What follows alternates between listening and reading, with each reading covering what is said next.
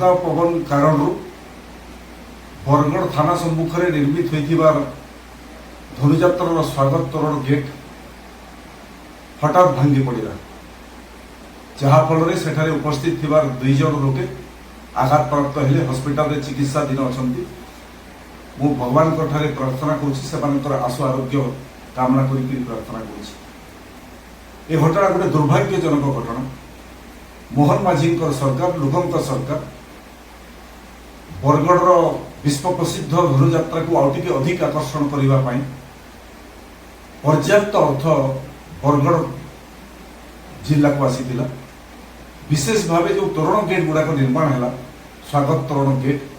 गोटे गोटे गेट रे 2 कोटी रु 2.5 कोटी 1 कोटी 80 लक्ष एभली बड़ बड़ तोरण गेट तैयारी एते टंका रे निर्मित होइथिबा गोटे गेट धोका पवन रे उड़ी जिबा वास्तविक दुर्भाग्यजनक घटना। एवं जो माने ए तोरण गेट निर्माण करिसंती जो एजेंसी करिछि जो प्रक्रिया रे टेंडर प्रक्रिया होइछि जो अधिकारी माने काम करिसंती निश्चित रूपे से माने एथि संपूर्ण हिसाब से माने दायी एवं दोषी। मोहन माझी सरकार करप्शन रो जीरो टॉलरेंस रो सरकार। आपण माने देखुथिबे जड़े जड़े गोटे पर गोटे अधिकारी विरुद्ध रे विजिलेंस केस लागुछि एवं एते टंका खर्च होइछि पाखापाखि 15 रु 20 कोटी टंका खर्च होइदिबारे तोरण गेट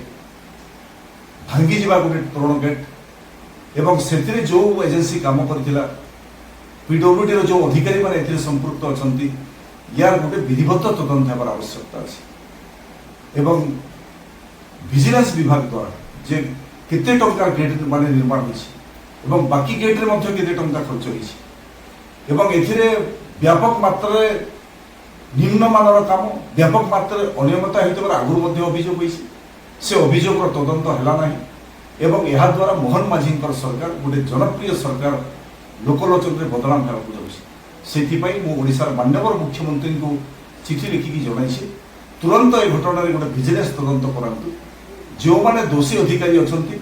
जो माने अनियमितता करिसंती निम्नमानर काम करिसंती मोहन माझी सरकार को ए घटना अपमानित करिसंती तांको विरुद्ध रे तुरंत दृढ़ पदक्षेप दिया विरुद्ध रे एफआईआर लॉन्च करा जाऊ